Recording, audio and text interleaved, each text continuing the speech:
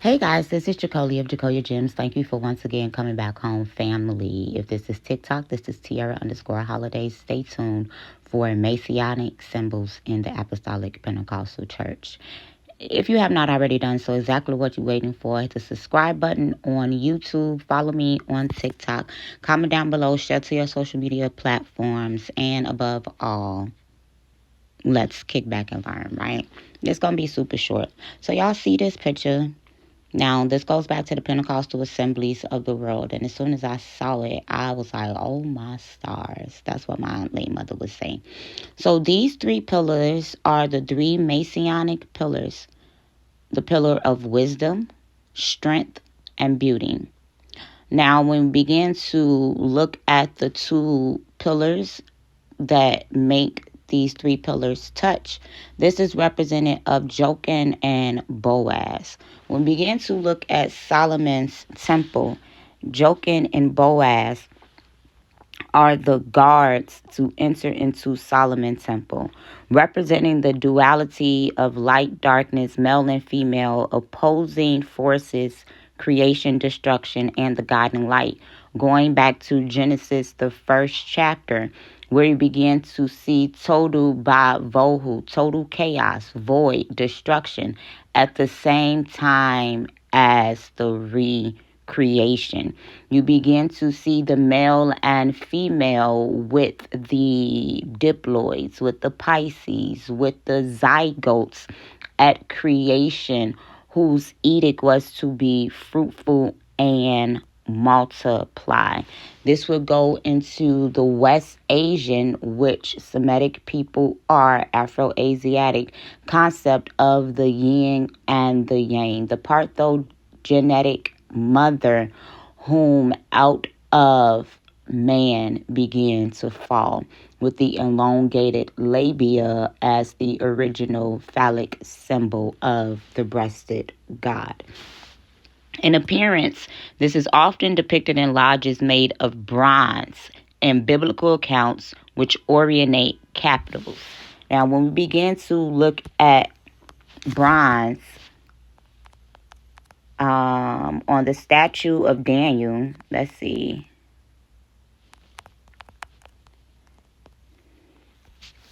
Bronze on the statue of Daniel begins to represent the Greek Empire. It's essential to know that out of Greek culture was founded by the Phoenicians in the 9th century. When we begin to look at Caphtor in Genesis, the 10th chapter, let's begin to get that. Mind you, this is not going to be super long, but it's going to be a little meaty.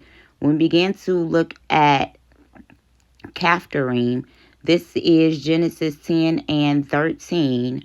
We can begin to say that he sprang out of Mizraim, which is Egypt. His father was Egypt.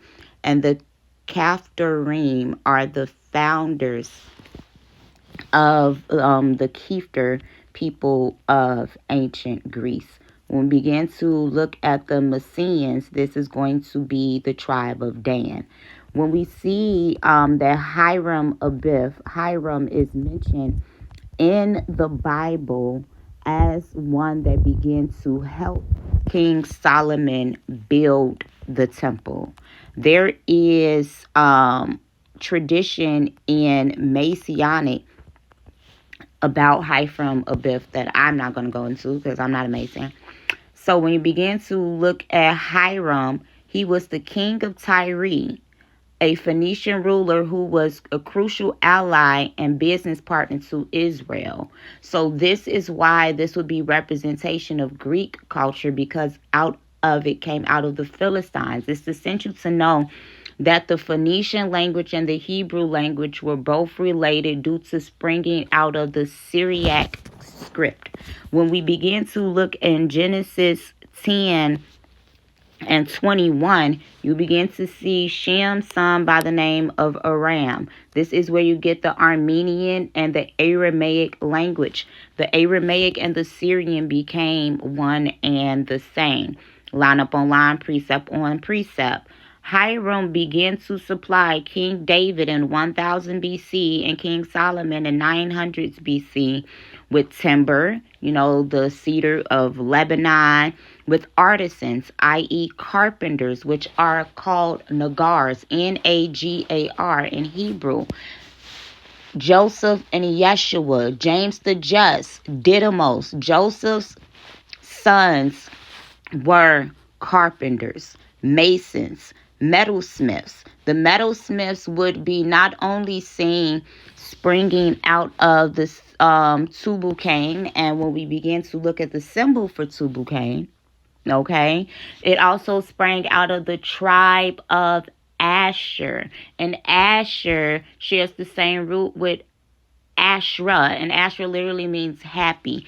Ashra means an exact replica thereof. This is the parthogenic mother who begins to duplicate the X chromosome and make an exact clone of herself, duplicate the X chromosome and create a mutation on the SRY gene in order to create the Y chromosome of the male. When we begin to see that the metalsmiths of Asher are the redsmiths and the blacksmiths, which are present in 800 BC in the Ukraine, who begin to convert the Edomites and the Japhites to the Israelite religion, which is what we begin to get the world's population of European Jews going back to this time. The tribe of Asher was also seen alongside the tribe of Dan in 1200 BC, when Dan, or the Dine people, began to leave out of Greece as hired mercenaries on behalf of the Egyptians to begin to conquer the Shashu of Yahweh. The Shashu of Yahweh were a conglomerate of the Shua Arabs as well as the Hassa people. And when you begin to look at this, these are not only going to be some of the tribe of Benjamin and Judah and Levi. This is mostly the Midianites, the Rechabites, the Edomites, all right? The Kenites. This is where you begin to get your Yahweh hypothesis. So this is historical. When we continue to look, Hiram was a son of a Tyrene father and a Naphtalian mother. So this is beginning to say that there are some people who believe that the king of Tyre may not have been a native Phoenician, that he could have possibly been from the tribe of Dan, who was ruling over Phoenicia. But we do know that Hiram's mother was from the tribe of Naphtali, who crafted the temple's bronze pillars and vessels, often linked to King Hiram. So these are still Semitic customs being linked in. We have to know that Dan was prophesied to be a serpent leaping from Bashan. The serpent in Near Eastern culture is going to represent wisdom, which is one of the main 3 pillars of Masonry. When we begin to get into the beauty aspect, this is going to begin to go into Mary Magdala, the aspect of the Venus, the love of the Taurus, of El, the sacred bull. It's essential to know that the bull also represented Inanna, the horned heifer, or the calf, the cow. So when you are always seeing a quote-unquote bull, that's not always representing the man. We have to remember that Hathor, or the Torah, was the sacred cow and the breasted mother who began to feed her children in the time of famine, whom we call El Shaddai. Now, there are going to be biblical mentions of Solomon's temple in 2 King, 1 Chronicles, 2 Chronicles, okay? Now, the pillars cast the 2 large bronze pillars and the molten sea. This is going to be found in 1 Kings 7, 13 through 45, 2 Kings 2, 13 through 4. 2 Chronicles 2, 13 through 14, 2 Chronicles 4, 11 through 16. These two figures often conflated, King Hiram and Hiram, who has the mother of Naphtali, highlighting themes of friendship, diplomacy, divine provision, and the use of exceptional talents in service to God. So when we go further down, wisdom begins to represent the worshipful master or leader. The strength begins to represent the senior warden or the overseer. So when you begin to go to these elevation services in these apostolic Pentecostal churches, in these full gospel Baptist churches, the overseer, because some of them don't say pastor, some say overseer. Then you have overseers who are basically like district elders, and they oversee certain districts of churches within their regions. Then you would have the junior warden, and they adorn the lodge. This would basically be like the role of the first lady. The first lady is the fragrance of the house. My late mother was the first lady. She made sure that the temple was kept beautiful.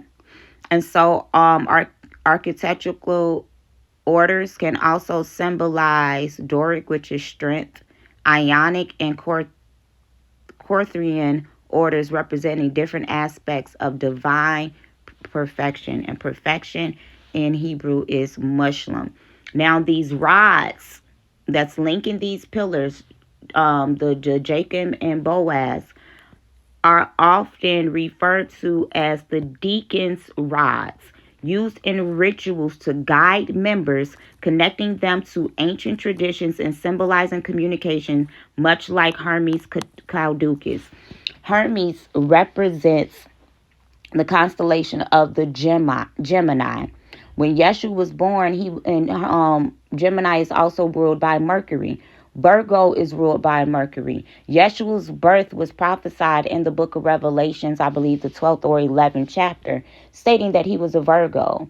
And so he was ruled by Mercury. He was a twin. Therefore, the constellation of Gemini has an automatic impact on the Mercury energy of Virgo. The constellation of Gemini represents the masculine and feminine.